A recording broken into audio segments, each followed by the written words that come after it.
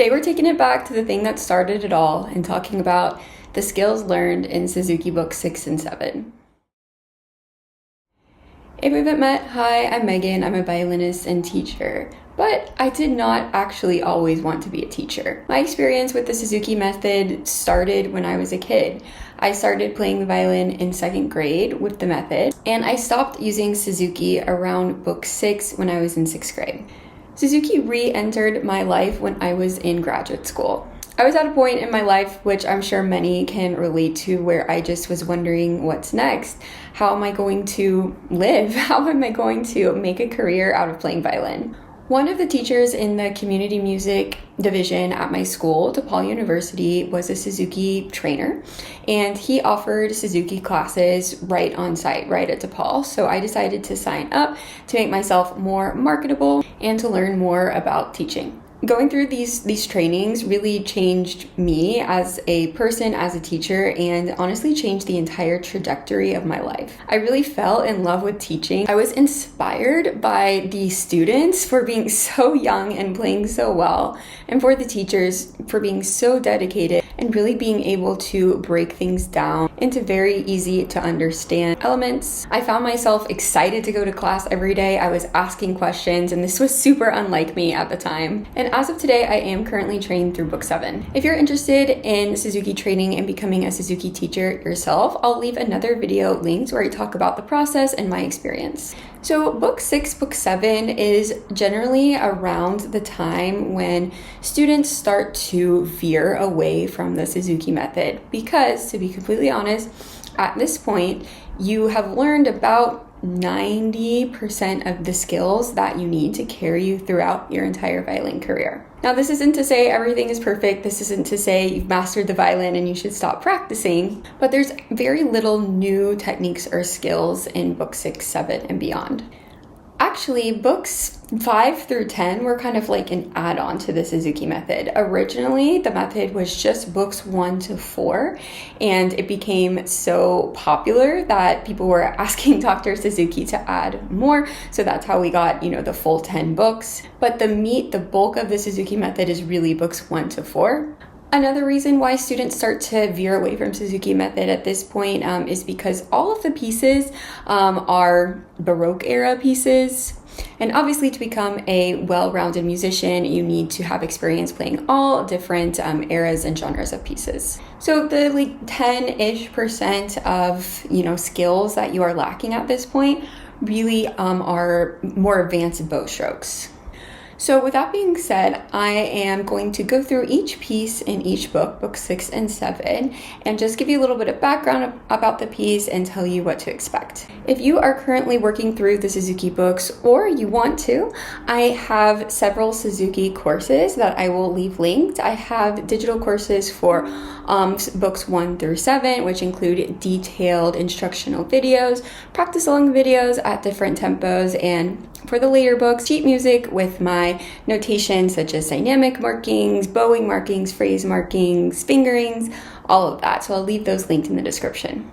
So the first piece in book 6 is Suzuki's version of La Folia. So typically how the Suzuki method works is the last piece in a book is pretty difficult, but then the first piece in the next book is a little bit easier, just to give you a little bit of a breather.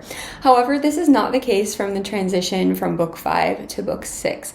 La Folia, the first piece in book 6, is actually quite difficult, and I personally think it's the hardest piece in the book, even though it is the first piece in the book. First of all, it's extremely long. It's 4 pages, which is our longest Suzuki piece by far.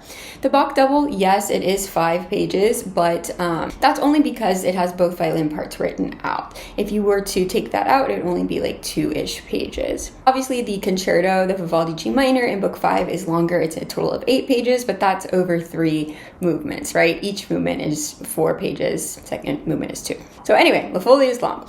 It is also a theme in variations, which is the first time that we see this in the Suzuki method. Theme in variations keeps the same harmonic structure throughout the piece, but the moods and the tempos and the rhythms, even the time signatures, change. So each section has a distinct feeling. So in La Folia, you do have to change tempos and moods and characters quite frequently, which is the first time we've ever had to do that.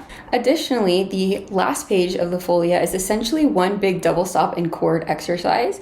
And of course, this is not our first time seeing double stops and chords, but this is by far the longest double stop and chord passage we've had, and I personally think the most difficult. Piece 2 of the book is the Handel F Major Sonata. So between book 6 and 7, there's actually 3 Handel sonatas, and it's like, okay, we love Handel, but do we really need to play 3 of them? You know what I'm saying? They're also pretty comparable in difficulty, meaning they're all about the same level. So in my teacher trainings, the teacher trainer suggested that you do not necessarily need to learn all 3 at a performance level. Pick the one that you like the best and go all in on that one. For me, it is this one, the Handel F Major Sonata, I think, because I have very fond memories of playing this when I was a kid. I distinctly remember performing it when I was in 6th grade, and this was kind of like my farewell to the Suzuki method. So there's 4 movements in the piece. The first movement is a slower movement. The key of F major really lends itself to second position, so you do see a decent amount of second position, and there's also some shifting into the higher positions, positions 4 and 5 on the A string and D string in the first movement as well. The second movement is a fast movement with lots of very fast string crossings. So it's a great opportunity to practice that circle motion and relaxing your right hand when you're doing string crossings. The third movement I don't think is anyone's favorite, but you can leave a comment and correct me if I'm wrong about that. It's just a very slow and short movement, good for practicing your tone, your phrasing, and your vibrato. And then movement 5 really it's another fast movement. And I would say the main takeaway from it is the triplet rhythm. The third piece in the book is the Fiocco Allegro. So the main thing about the Fiocco Allegro is it is a fast movement or a fast piece.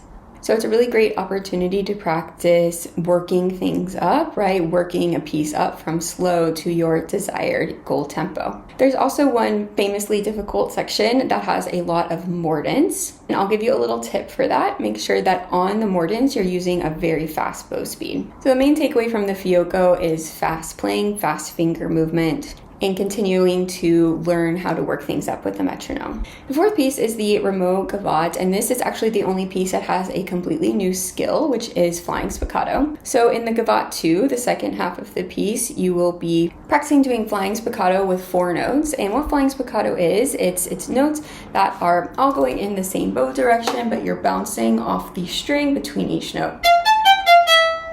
Like that. And the fifth and final piece is the Handel D Major Sonata. It's very similar to the F Major. The first movement is slow. The second movement is the hardest movement, and it does have some tricky passage work. I will say the third movement of it is a little bit more interesting than the F Major. It's a little bit longer and has more melody to it.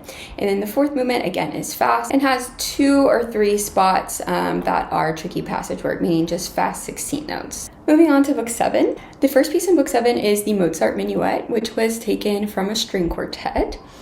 And the fun fact about this piece is this actually has the highest note in all of the Suzuki repertoire, which is a high A on the E string. So yes, throughout the entire Suzuki method, all the way up to book 10, this is the highest note that you will ever play, and this is the first time that you see it in this Mozart Minuet.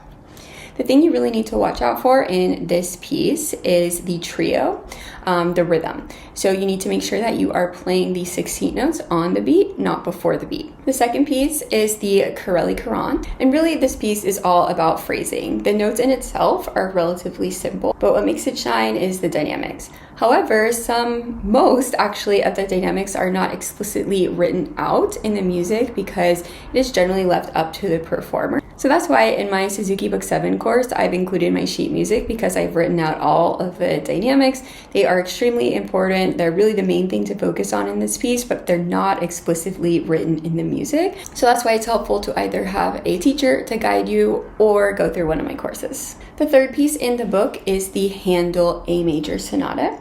Again, we have 4 movements. The first movement is slow movement, and the main thing to focus on is the rhythm. There are a lot of 16th notes, there are 32nd notes, there's dots, and the rhythm can be very tricky. I'll give you a little tip for the rhythm here. If you ever get confused or overwhelmed with the amount of black that you see on the page, you can always just take a line out. So you can pretend that the eighth notes are quarter notes. You can pretend that the 16th notes are eighth notes. The dotted or the 32nd notes are 16th notes because the ratio is the same. The second movement is fast and has some fast passage work and string crossing work. There's also a double stop section, but it's nowhere near as long as the La Folia. It's only about 2 lines. The third movement is only 5 measures. So again, we just want to make sure that we are phrasing it nicely. And in the fourth movement, the things to focus on are speed and rhythm. The fourth piece in the book is the main event. It is the Bach A minor concerto. Even if you're not going through Suzuki, it's highly likely that you will play this piece. I know I played it even after I was finished with the Suzuki method. So if you're currently playing it or would like to play it in the future, that's another great reason to check out my Suzuki Book 7 course. So the entire concerto is included here. The first movement does go fairly fast. There are some tricky bits for the rhythm. You probably already know which passage I'm talking about. And you also need to make sure that your intonation is spot on. A minor is a very friendly key for the violin because it has a lot of ringing notes, a lot of resonant notes, so you want to make sure that is coming through. The second movement is tricky for rhythm, and you also need to make sure that you're really paying close attention to the markings, specifically the lines that you see over notes that are in slurs. You need to make sure that you are separating them. There's also some tricky intonation work in fourth position. The third movement, you need to be careful of your bowing. It is a jig, just like the jig, the Vertini jig in book 5. So you need to make sure you are executing the jig bowing properly. And there's a very famous string crossing / double stop passage that is great preparation for the Bach E major. Pieces 5 and 6 are 2 movements from a Bach cello suite. We have the jig and the courant. The jig is actually different than the third movement of the Bach E minor, even though that is a jig as well. So the jig bowing does actually not apply here. And the courant, again, is just some fast passage work.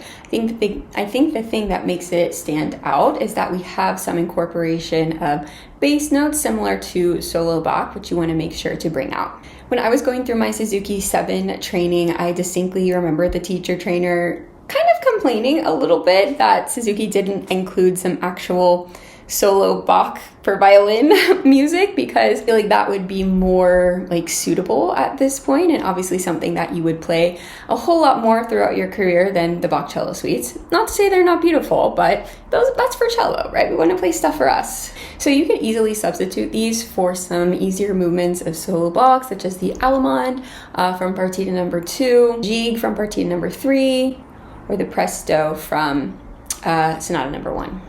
And the final piece in the book is the Corelli Allegro. Again, it's just a bunch of 16th notes, so more opportunities to practice playing quickly. So like I said, there's really not too many absolutely new things, right? We have that flying spiccato in book 6, and we also have that high A in book 7, but besides that, nothing 100% new, but hopefully this gives you a good idea of what to look out for in each piece of those 2 books. Be sure to check out my Suzuki courses that I will leave linked in the description, and thank you so much for watching.